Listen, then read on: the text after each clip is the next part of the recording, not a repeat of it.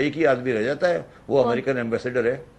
آپ کہہ رہے ہیں امریکن ایمبیسیڈر کا پاکستان کی پالیٹکس اور پاکستان کی اکانومی میں بہت زیادہ عمل دخل ہے؟ کیونکہ آپ تو گورنمنٹ میں رہے ہیں، اگر آپ یہ بات کرتے ہیں تو یہ تو ایک ٹائپ سے اقبالیہ بیان ہو جائے گا۔ کیا ہو جائے گا؟ مطلب یہ تو آپ ایکسپٹ کر رہے ہوں گے نا، آپ گورنمنٹ کا پارٹ رہے ہیں نا شبر صاحب، آپ گورنمنٹ کا پارٹ رہے ہیں۔ اگر آپ کہہ رہے ہیں کہ صرف امریکن ایمبیسیڈر بٹھا سکتا ہے ساری سیاسی جماعتوں کو، مطلب آپ ایکسپٹ کر رہے ہیں کہ پاکستان کی اکانومی کے اندر، سیاست کے اندر بہت زیادہ عمل دخل ہے امریکن ایمبیسیڈر؟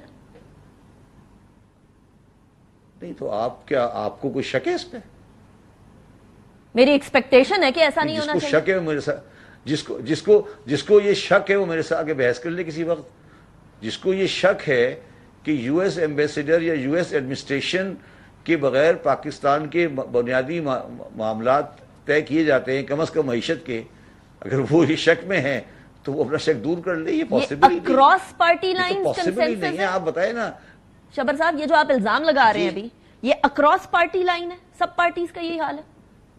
الزام کے مطلب کیا؟ سوری، الزام سے مطلب کیا؟ میں کہہ رہی ہوں یہ ایک بہت بڑا بلیم ہے نا گورنمنٹس کے اوپر، پولیٹیکل پارٹیز کے اوپر، کہ وہ امریکن، کس بات پہ؟ یہ تو حقیقت ہے نا۔ چلیں آپ حقیقت کہہ لیں۔ مجھے ایک بات بتائیے، کیا آئی ایم ایف کی کنڈیشنلٹیز امریکن ایڈمنسٹریشن کی مرضی کے بغیر چینج ہو جاتی ہے؟ دیکھیں، آپ سمجھیں، میری بات کو سمجھیں، آپ لوگ تھوڑا جذباتی ہو جاتے ہیں۔ آئی ایم ایف کا سب سے بڑا fund raiser, I M F تو ایک بینک ہے نا، اس کا سب سے بڑا شیئر ہولڈر کون ہے؟ یو ایس اے۔ جب ڈائریکٹر کی میٹنگ ہوتی ہے تو سب سے زیادہ ووٹ ان کے پاس ہے۔ جب یو ایس اے والا کہے گا کہ یہ والا کنڈیشن رکھنی ہے تو ہوگی، یہ والی کنڈیشن نہیں رکھنی تو نہیں ہوگی۔ یہ ان کا بڑا لیگل سسٹم ہے۔ اس میں یہ نہیں سمجھیں کہ آئی ایم ایف اور یو ایس ایڈمنسٹریشن دو الگ چیزیں ہیں۔ سب سے بڑا contributor to I M F is U S a.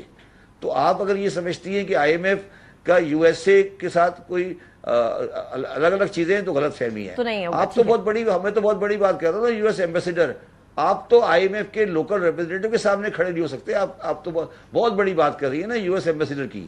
Local representative جو لڑکی بیٹھی ہوئی ہے کراچی میں، اسپینش پیریز جو ریوز جو ہے، اس سے بات کر لیں، آپ وہ بتا دیں گے۔ لیکن شبر صاحب، اب ذرا آتے ہیں پاکستان کی اکانومی کی ویدر سیڈ اور ناٹ سیڈ، ذرا پاکستان کی کوشچن آف سیڈ اور ناٹ سیڈ۔ ابھی آپ نے مجھ سے، ابھی ایک منٹ بات سن لو ملکہ، ابھی آپ نے مجھے گفتگو شروع کی، آپ نے کیا کہا؟ آپ نے مجھ سے پاکستانی اکنامی کی بات تو نہیں کی نا، آپ نے کہا کہ آئی ایم ایف کی یہ کنڈیشن ہے، آئی ایف کی یہ کنڈیشن ہے، آئی ایف کی یہ کنڈیشن ہے۔ تو پھر آپ بھی تو آئی ایم ایف کی بات کر رہے ہو نا۔ آپ نے یہ تو نہیں پوچھا کہ روٹی کا کیا ریٹ ہے، آپ نے یہ تو نہیں پوچھا مہنگائی کا کیا ریٹ ہے، آپ نے تو شروع ہی آئی ایم ایف سے کیا۔ I understand what you're saying شبر صاحب، I understand، but آپ کہہ رہے ہیں کہ ہمارے پولیٹیشنز ہی اس بیسس پہ ڈیسیژن لیتے ہیں۔ تو خیر، لیٹس موو آن۔ پاکستان کی اکنامک آؤٹ لک، ایشین ڈیولپمنٹ بینک کہہ رہا ہے کہ اسی سال بہتر ہو جائے گی اگر آئی ایم ایف کی شرائط، ہم پھر آئی ایم ایف کی طرف آ رہے ہیں، اگر آئی ایم ایف کی شرائط مان لی جائیں۔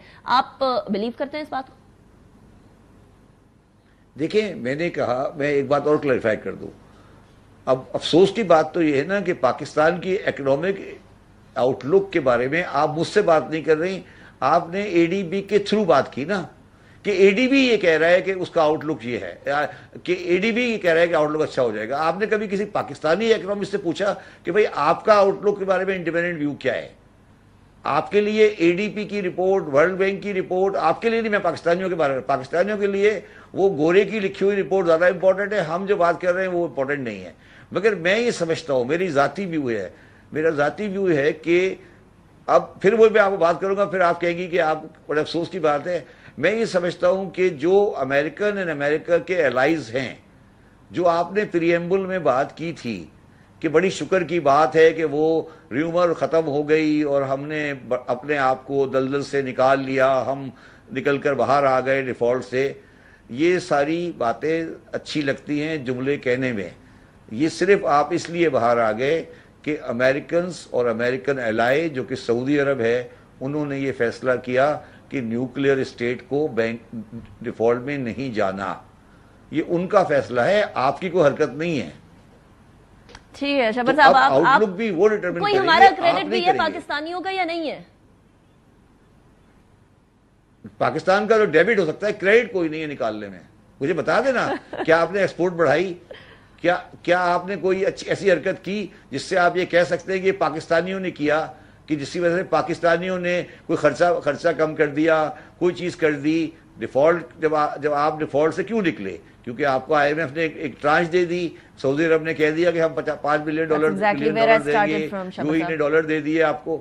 That's exactly where I started from, کہ یہ وشیس سرکل تو توڑنا پڑے گا نا, ہم اس کو ایسے کنٹینیو تو نہیں کر سکتے, اس بات پہ تکیہ تو نہیں کر سکتے کہ دوسرے آگے ہمیں بیل آؤٹ کریں گے. وشیس سرکل انیخا, میں تو خود میری بڑی خواہش ہے کہ میری زندگی میں وشیس سرکل ٹوٹ جائے, مگر وشیس سرکل توڑنے کے لیے سب سے پہلے تو پریزیڈنٹ ہاؤس کی دیواریں توڑنی پڑے گی نا. وہ تو آپ نہیں توڑ رہی نا. شبر صاحب, آپ نے ایک بڑا سا گھر بنایا ہوا ہے نا پریزیڈنٹ ہاؤس میں, جی ایک بڑا سا گھر بنا ہوا ہے, اور پریزیڈنٹ صاحب جب ٹریول کرتے ہیں ان کے ساتھ 12 گاڑیاں چلتی ہیں نا, ایک ایمبولینس بھی چلتی ہے.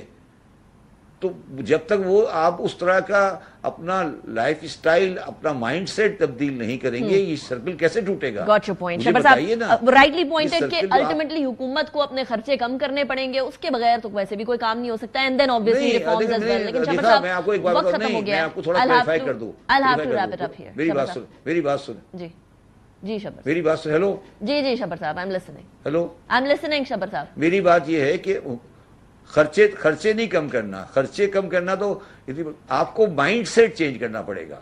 آپ کا یہ ہے نا, یہ جو آپ نے ایک آسٹینشیس لائف اسٹائل اپنا لیا ہے, تو اس سے ایک عام آدمی کو اب کوئی انٹرسٹ نہیں ہے. وہ کہتا ہے یار میں ٹیکس کیوں دوں, میں کام پاکستان کے لیے کیوں کروں, کیونکہ یہ تو پیسے جا کر ان لوگوں کے اوپر خرچ ہو جاتے ہیں, میں کیوں اس ملک کے اندر کے لیے کچھ کروں. یہ آپ نے ایک فاصلہ خلیج پیدا کر دی ہے عام آدمی کے ایفرٹ میں, اور ان لوگوں کے جو اس کو ہم اشرافیہ کہہ لیں یا حکمران طبقہ کہہ لیں. آپ چلی جائیں نا اسمبلی کے سامنے, اور اسمبلی میں بتا دیں جو گاڑیاں جو ایم این اے اتر رہے ہیں ان میں تو کوئی گاڑی 4 ویل ڈرائیو کے علاوہ ہے. گاٹ یور پوائنٹ شبر صاحب. یہ میں نہیں کہہ رہا, خرچے کی بات نہیں کر رہا, ٹھیک ہے, یہ جو کلچر ہے نا یہ بند کرنا پڑے گا آپ کو.